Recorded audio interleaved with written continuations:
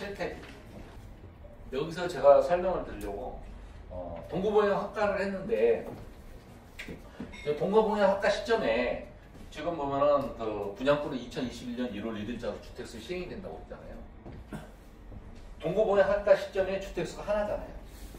A주택만 주택수 계산이 들어가고 분양권은 주택수에 안 들어가잖아요. 근데 주택수가 하나니까 특례 요건이 안 되는 거예요. 법에서 제일 중요한 게 구성 요건이 있고 법률 효과가 있잖아요. 단서 규정은 A 규정이고 이건 구성 요건이 안 되는 거예요. 이게 동거분양이 안 돼요. 나중에 취득하면 더더욱 안 되겠죠. 그래서 법은 그러면은 이걸 뭐냐, 학과 시절 주택 한 개니까 특례 요건이 불충족이잖아요. 그럼 분양권 취득할 때 신규 주택 취득이에요. 그럼 일시적 2주택 3년 이내에 A주택을 팔아야만이 비과세가 됩니다. 뒤로 이게 그 특례가 위반이 되면 처음부터 동일세대고 새로 취득은 다 일반주택이에요. 이게 원래 특례 15가지 막 있잖아요. 그러면 이게 별도 세대의 개념을 도입을 한 거거든요. 그냥 별도 세대로 그냥 판단하고 주택 수에 안 들어온 것도 별도 세대라고 생각하면 돼요. 그러면은 이게 해석이 되는데 특례 요건이 불충족이거나 구성 요건이 안 맞다면 동일 세대로 간주해가지고 동일 세대 주택으로 가가지고 판단하는 거예요. 처음부터. 그러면은 대부분 비과세가 안 되거든요. 그래서 이 부분 이런 게 되게 많아요. 되게 이제 주택수가 하나밖에 없는데도 대부분 오해를 해가지고 주택수 2개로 특례로 해가지고 실수를 많이 해요. 회계사님들은 실무를 안 해봐가지고 이제 법만 문구만 해석을 하다 보니까 굉장히 오해를 많이 하시는 것 같아요. 그래서 이제 여기 보면은 다시 156페이지 한번 볼까요? 156페이지 보면은 여기 또 혼인 시점에 보면은 주택수가 하나잖아요. 분양권이 2020년 7월 1일 날 신고가 취득했는데 B주택은 ABC량이 B주택 가지고 있었잖아요. 근데 2022년 7월 7일 날 혼인했을 때, 혼인신고했을 때, 그래서 이제 어떤 분은 이렇게 안 되면, 주택 2개 취득했을 때, 혼인신고해라. 어떤 사람은 또 이제 새 주택에서 일시적 2주택하고 1주택이 있을 때, 집행규제인이 2024년 10월 달에 삭제됐잖아요. 그거 1세대 1주택 비과세 받은 다음에 혼인신고해라. 그거는 또 통치계에 있어서 일시적 2주택 비과세 된다. 이렇게 말을 하는데 되게 위험한 말이에요. 왜냐하면 집행규제인이 왜 삭제됐겠어요? 그거는 과거에도 심판례나 대법원 판례나 예규가 수십 개가 과세된 게 있어요. 24년 7월 31일하고 8월 6일자 한 5개 주택하고 분양권이나 입주권은 동일하고 동일하다. 비슷한 거는 주택 적용이 안 된다. 이렇게 탁 유권에서 가거는 삭제하고 새로 내놨거든요. 그게 결국 안 된다는 거거든요. 일시적 2주택, 혼인주택에서 과거에도 2020년도까지는 딱 주택수 2개만, 지금도 2개는 155조 8항 9항 보면은 2주택 이상이 혼인주택에 있는 게 없어요. 근데 전에 지금 일시적 2주택하고 배우자가 1주택은 주택이 3개잖아요. 혼인주택이 안 되는 거예요. 근데 그걸 갖다가 집행기준하고 전에 조금 유권에서 해준 거를 다 삭제됩니다. 그거는 있을 수 없는 건데, 그래서 그 논란이 많으니까 2021년 1월자로 그게 등이 하나 들어갔어요. 그 등이 들어가서 그거를 교수들하고 막 싸웠어요. 야, 이게 주택이 3개 들어가도 되냐 안 되냐. 그 등자 하나로. 법이 2020년하고 21년도 등이 하나 들어갔거든요.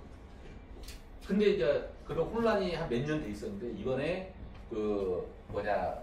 작년에 2024년 7월 30일자로 기재부하고 구세청에서 우회적으로 문유법으로 유권 해석을 내려줬는데, 제가 볼 때는 처음부터 3개니까 혼인주택이 안 되는 거예요. 구성요건부터. 그럼 처음부터 과세되는 거예요. 그리고 대법원에서는 또 마지막에 취득 시점에 3주택이었으니까 또 하나 팔아도 안 된다. 비과세, 일시적 2주택 요건들. 이게 2개로 과세가 되는 거예요. 근데 그런 부분들이 굉장히 서로 막 지금 실무책자 2025년도에 실린 책들이 서로 각양각색으로 막 주장들이 다르더라고요.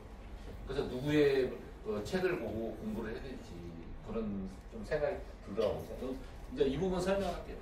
보면은 여기도 마찬가지로 A 분양권 주택수가 아니잖아요. 주택이잖아요. 그러면 결혼 시점에 주택수 하나잖아요. 하나면은 특례주택이 안 됩니다. 15가지 다 똑같습니다. 특례주택이 이런 경우에 다 특례주택 구성 요건이 안 되면 처음부터 동일 세대고 처음부터 같이 가는 거예요. 그렇게 해석을 해야 돼요. 그리고 여기 보면은 이제 이 분양권을 이때 이제 중복이 됐단 말이에요. 이때 3년 이내에 B주택을 팔아야 비과세인데 이건 거꾸로 팔았잖아요. 이게 혼인주택인지 하고 착각해가지고 이 분양 준공돼서 제가 이거는 문구를 잘못 썼어요. 날짜 변경을 좀 부탁드릴게요. 2030년 1월 1일자로 해가지고 해놓으시면 2년 보유, 2년 거주했는데도 과세다.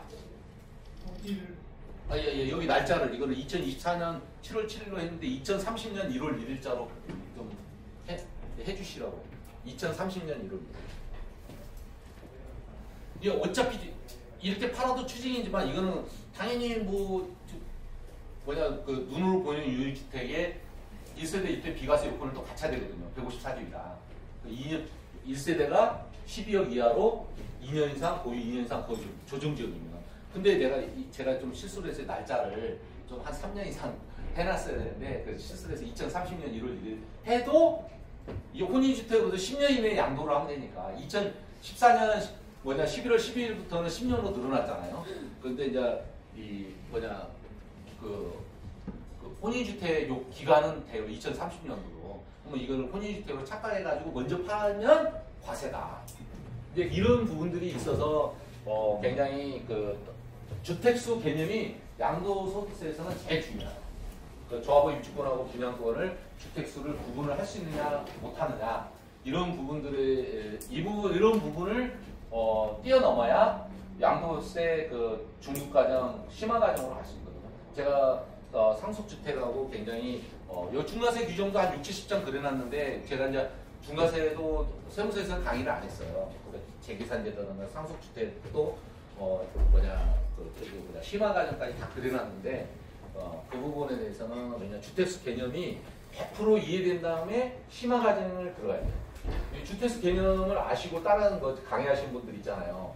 그런 분들 강의를 들으면 한 2, 300% 그 효과가 있어요. 이런 개념들을 이해를 안 하시고 만약에 강의 들으면 굉장히 어지럽거든요. 들을 때는 다 이해를 해요. 들을 때는 이해를 하는데 뒤돌아서면은 이해하는데 굉장히 어렵더라. 저도 다른 강의 다 듣거든요. 유튜브 강의 듣고 교수님들 강의는 한 5번씩 다 들어봤어요. 다 들어봤는데 들을 때는 직원들도 다 그래요. 들을 때는 다 이해를 한다.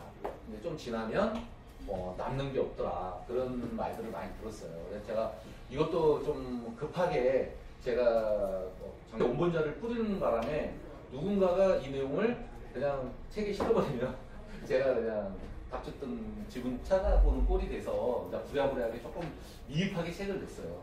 이해를 좀 해주시고 제가 볼 때는 여기서 주석서나 해석서를 100장에서 200장 정도 더 내야 되는데 저는 이제 그 공부가 취미였어요. 그래서 매년 공부를 하고 있습니다. 지금 현재 현물 출자하고 이렇게 이제 자본거래 부분에 대해서 예전에 이제 제가 그래서 이제 이 양도세는 대륵이에요. 이 세무사님들이 안 할 수도 없는 거고. 왜냐면 납세자들이 제일 많이 물어보더라고요. 돈은 안 되는데 많이 물어봐서 저는 그냥 아는 범위 내에서 제가 친절하게 안내드리거든요. 그래서 이제 혹시 양도세에 대해서 이 공부를 더 계속 하시려면은 주택수 개념을 완벽하게 52페이지, 53페이지를 그거를 습득하시고 다른 책을 보거나 이렇게 하시면 굉장히 수월하실 거예요. 이런 52, 53페이지를 가르치시는 분이 지금까지 아무도 없더라고요. 교수님이나 이렇게 이제 권리 변환이라든가 이런 부분들이 조금 다른 거하고 합쳤을 때, 특례주택 겹쳤을 때의 그런 권리 변환, 선입선입적, 후입선입적 이런 부분들을 잘해야 된다. 그냥 그런 부분이 조금 실수하면 왜냐하면 특례주택 여러 가지 섞일 수도 있잖아요. 상속주택, 동거분양, 입주권 분양권, 눈으로 보인 유형주택, 그 다음에 유사주택이 24, 24, 그러니까 제가 이제 참고로 제가 이제